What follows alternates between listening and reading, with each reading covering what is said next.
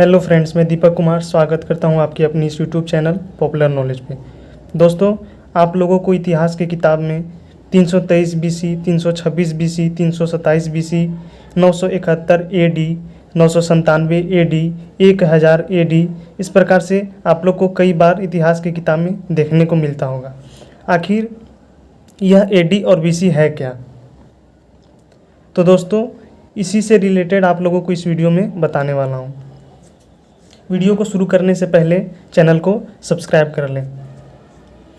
दोस्तों, AD and BC, AD को हिंदी में ईस्वी बोला जाता है, बीसी को हिंदी में ईसा पूर्व बोला जाता है।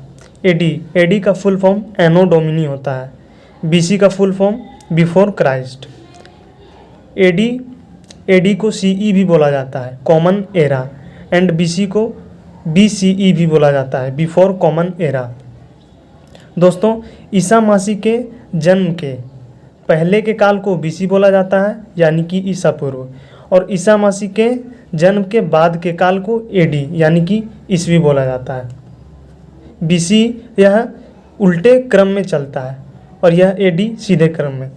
एडी में जिस प्रकार से देखें कि 1 के बाद 2 आता है, 2 के बाद 3 आता है, 3 के बाद 4 आता है, 4 के बाद 5 आता है, परंतु बीसी में यह उल्टा चलता है।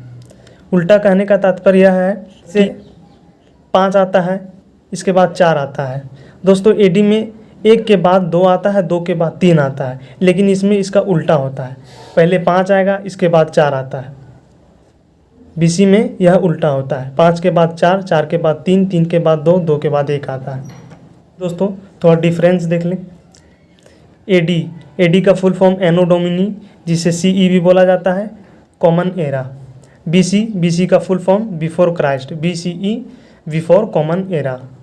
इसे हिंदी में ईस्वी कहा जाता है, इसे हिंदी में ईसा पूर्व कहा जाता है। एडी, ईसा मसीह के जन्म के बाद के काल को एडी या ईस्वी कहा जाता है। ईसा मसीह के जन्म के पहले के काल को बीसी या ईसा पूर्व कहा जाता है।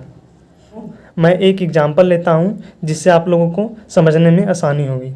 दोस्तों, हमने 2 आक्रमणकारी के बारे में यहाँ पे बतलाया हूँ। जो यह एक आक्रमण जो एडी यानी कि ईसा मसीह के जन्म के बाद हुआ था, एवं एक आक्रमण बीसी यानी कि ईसा मसीह जन्म के पहले हुआ था। तो गजनवी का आक्रमण, दोस्तों गजनवी एक आक्रमणकारी था जो भारत में लगभग 17 बार आक्रमण किया और देश की संपत्ति को लूटने का काम किया।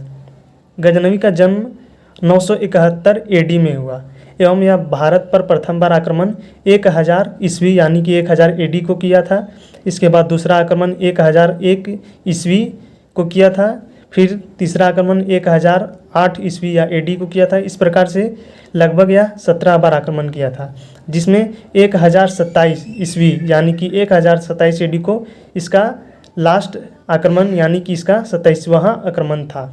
1027 ईस्वी को गजनवी का अंतिम आक्रमण था। इसके बाद 1030 ईस्वी में गजनवी का मृत्यु हो जाती है। तो दोस्तों, यह क्रमबद्ध तरीके से इस प्रकार है कि 971 एडी में इसका जन्म हुआ। इसके बाद 1000 एडी में यह भारत पर पहला बार आक्रमण किया। इसके बाद 1001 एडी में इसका दूसरा आक्रमण हुआ। 1008 एडी में इसका तीसरा आक्रमण हुआ। इस प्रकार से यह क्रमबद्ध तरीके से। परंतु बीसी में देखें सिकंदर का आक्रमण। दोस्तों, सिकंदर यह यूनानी आक्रमणकारी था जिसने भारत पर आक्रमण किया था। दोस्तों, सिकंदर का जन्म 356 बीसी में हुआ था। 329 बीसी में यह मकदूनिया का शासक बना। 326 बीसी में भारत पर आक्रमण किया। 325 बीसी में यह भारत से वापस लौट गया एवं 323 बीसी में उसकी मृत्यु हो गई। तो दोस्तों, बीसी में देखिए यह उल्टे क्रम के अनुसार चल रहा है। 356 के बाद 329 आता है, 329 के बाद 326 आता है, 326 के बाद 325 आता है, इसके बाद 323 आता है। इस प्रकार से हम कह सकते हैं कि बीसी यह उल्टे क्रम में चलते हैं। इस प्रकार से दोस्तों, एडी एंड बीसी, जो ईसा मसीह के जन्म के पहले के काल को बीसी एवं ईसा मसीह जन्म के बाद के काल को एडी बोला जाता है। थैंक्स दोस्तों, आशा करता हूँ कि आप लोगों को अच्छे तरीके से समझ आ गया होगा।